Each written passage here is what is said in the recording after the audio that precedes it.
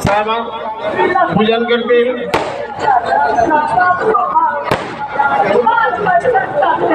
लोकमाता अहिल्यादेवी होळकर त्यांचे या ठिकाणी साहेबांच्या वतीनं पूजन झालेलं आहे.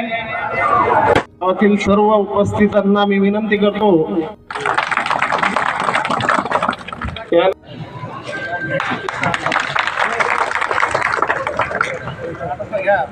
पुन्हा एकदा प्रतिसाद देण्यासाठी मी सर्वांना आवाहन कराल या ठिकाणी पालन होईल.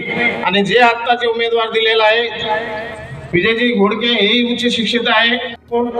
साहेबांना त्यांचं जर या ठिकाणी लेखाजोखा ठरलं तर खूप वेळ लागेल. त्यामुळं मी जास्त आपल्या सर्वांना माहिती आहे साहेबाचा कामाचा धडाका किती मोठा आहे, परंतु मी त्यांना दुसरी सभा असल्यामुळं जास्त वेळ घेणार नाही. फक्त की सगळ्यांची दिलगिरी व्यक्त करतो. मी गेल्यावर मला वाटतं तुम्ही कार्यक्रम चालू ठेवा. आज आपल्या या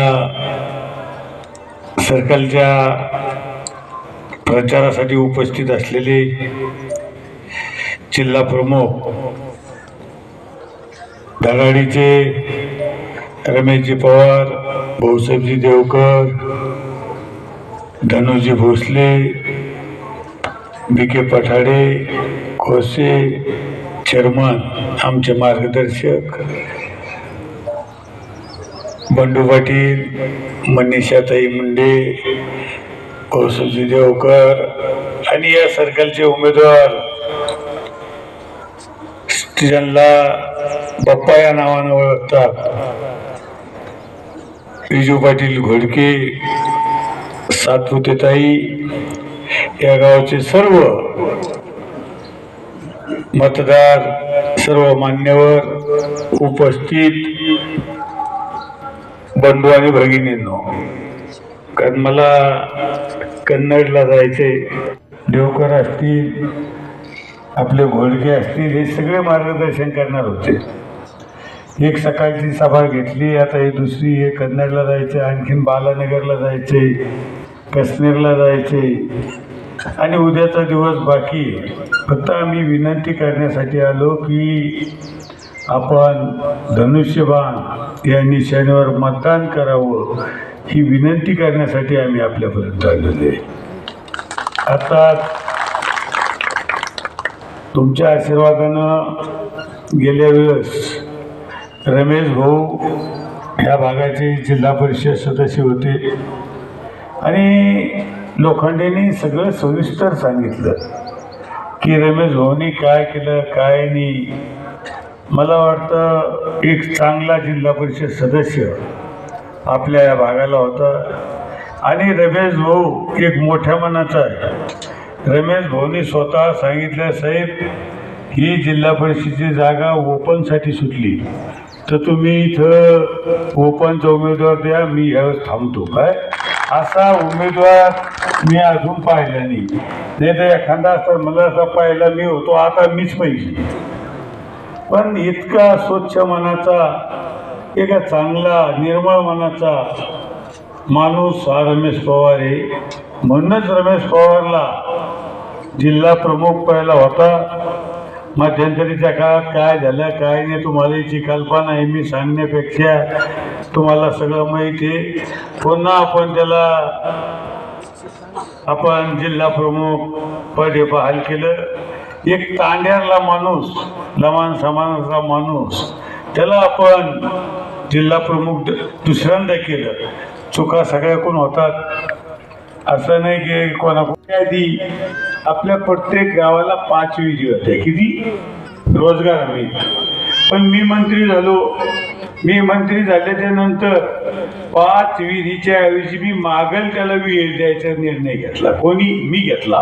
कारण का तर मी शेतकरी होतो, मला शेतकऱ्याची जाण होती. मी ग्रामपंचायत सदस्य राहिलेलो आहे, मी पंचायत समितीचा उप होतेलो आहे. मी अनेक अडचणी समजून घेतल्या आणि मला अडचणीची कल्पना होती. आता आपला हा जो भाग आहे, आपला हा सगळा ग्रामीण भाग आहे आणि विहिरी द्यायच्या तर 5 विहिरी द्यायच्या कोणाला.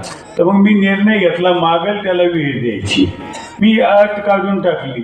दुसरी अट होती किंवा आपण JETचं प्रमाणपत्र पाहिजे. आता हे JETचं प्रमाणपत्र कशासाठी पाहिजे? हे JETचं प्रमाणपत्र काढायचा सुद्धा निर्णय मी घेतला. अंतराचा निर्णय होता, अंतराची अट होती, अंतराची अट मी काढून टाकली आणि 3 लाखावर मी 5 लाखावर नेली. किती? 5 लाखावर. आता मला सांगा की योजना अशा असतात बाप्पा की 50% लाभार्थ्याचे, 50% शासनाचे. मी एक शेतकऱ्याचा मुलगा होतो, मला सगळी जाण होती. मजुरीचा खर्च वाढला, डिझेलचा खर्च वाढला, पेट्रोलचा खर्च वाढला. मी निर्णय घेतला की 3 लाखात विहीर होत नाही. आपण जर शेतकऱ्याला 5 लाख दिले तर निश्चित शेतकरी विहीर करू शकतो, पाईपलाईन करू शकतो, मोटर घेऊ शकतो. मला कल्पना आहे विहीर केवढ्यात होती. विहीर ज्यादा तुम्ही राजस्थानी लोकात केवढ्यात जाता याची कल्पना मला होती. पण मी एक शेतकऱ्याचा मुलगा होतो फायदा शेतकऱ्याचा तो होऊन द्या म्हणून मी विहीर होऊन शेतकऱ्याच्या खिशात पैसे राहिले पाहिजे अशी योजना मी आणली होती. कोणती? तर अशी योजना कोणी आणत नाही. सरकारचे पैसे म्हणजे मला वाटतं माझ्या ठिकाणी जर दुसरा एखादा मंत्री असता ना तो म्हणला असता इतके पैसे तुम्हाला काय करायचे, कशाला पाहिजे तुम्हाला इतका पैसा. काही होऊन गेले माझ्या आधी बी मंत्री काय, पण सगळे नियमावर बोट ठेवणारे. पण मी सांगतो मी सगळं नियम बाजूला केले आणि विहिरी देण्याचा मी प्रयत्न केला. 5 विहिरी आडगावला द्यायच्या तर द्यायच्या कोणाला? ग्रामपंचायत जर मिटिंग असेल तर त्या दिवशी ग्रामपंचायत सदस्य आणि सरपंचाला टेन्शन येत होतं आपण 5 विहिरी द्यायच्या कोणाला. तर मी तो निर्णय घेतला, मागेल त्याला विहीर देऊन टाकली. आता मला सांगा मी मंत्री व्हायच्या आधी गोठ्याची स्कीम होती, पण ती शासनाच्या नुसतं JR काढून ठेवला की शेतकऱ्याला गोठे द्यायची. मी मंत्री व्हायच्या आधी एक गोठा झाला का मला सांगा? तुम्ही सर्कलमध्ये सांगा. रमेश भवनात अनेक गोठी घेतली इकडे, पण एक गोठा झाला नाही. पण मी मंत्री झाल्याच्या नंतर मी ती माझ्या लक्षात आली अट की ज्याच्याकडे जाणारं त्याला गोठा द्यायचा. आता गुरं कुठं राहिली? जाणारं सांभाळायला कोण नाही, कोणाकडे गुरं नाही, मग गोठी व्हायचे कशी? आधी आपल्या प्रत्येक गावाला 5 विहिरी होत्या. किती? रोजगार हमी. पण मी मंत्री झालो. मी मंत्री झाल्याच्या नंतर 5 विहिरीच्या ऐवजी मी मागेल त्याला विहीर द्यायचा निर्णय घेतला. कोणी? मी घेतला. कारण का तर मी शेतकरी होतो, मला शेतकऱ्याची जाण होती. मी ग्रामपंचायत सदस्य राहिलेलो आहे, मी पंचायत समितीचा उपप्रमुख आहे. मी अनेक अडचणी समजून घेतल्या आणि मला अडचणीची कल्पना होती. आता आपला हा जो भाग आहे, आपला हा सगळा ग्रामीण भाग आहे आणि विहिरी द्यायच्या तर 5 विहिरी द्यायच्या कोणाला. तर मग मी निर्णय घेतला मागेल त्याला विहीर द्यायची. मी अट काढून टाकली. दुसरी अट होती किंवा आपण JETचं प्रमाणपत्र पाहिजे. आता हे JETचं प्रमाणपत्र कशासाठी पाहिजे? हे JETचं प्रमाणपत्र काढायचा सुद्धा निर्णय मी घेतला. अंतराचा निर्णय होता, अंतराची अट होती, अंतराची अट मी काढून टाकली आणि 3 लाखावर मी 5 लाखावर नेली. किती? 5 लाखावर. आता मला सांगा की योजना अशा असतात बाप्पा की 50% लाभार्थ्याचे, 50% शासनाचे. मी एक शेतकऱ्याचा मुलगा होतो, मला सगळी जाण होती. मजुरीचा खर्च वाढला, डिझेलचा खर्च वाढला, पेट्रोलचा खर्च वाढला. मी निर्णय घेतला की 3 लाखात विहीर होत नाही. आपण जर शेतकऱ्याला 5 लाख दिले तर निश्चित शेतकरी विहीर करू शकतो, पाईपलाईन करू शकतो, मोटर घेऊ शकतो. मला कल्पना आहे विहीर केवढ्यात होती. विहीर ज्यादा तुम्ही राजस्थानी लोकात केवढ्यात जाता याची कल्पना मला होती. पण मी एक शेतकऱ्याचा मुलगा होतो फायदा शेतकऱ्याचा तो होऊन द्या म्हणून मी विहीर होऊन शेतकऱ्याच्या खिशात पैसे राहिले पाहिजे अशी योजना मी आणली होती. कोणती? तर अशी योजना कोणी आणत नाही.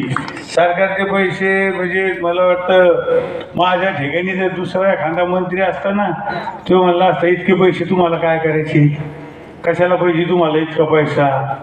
काही होऊन गेले माझ्या आधी बी मंत्री काय, पण सगळे नियमावर बोट ठेवणारे.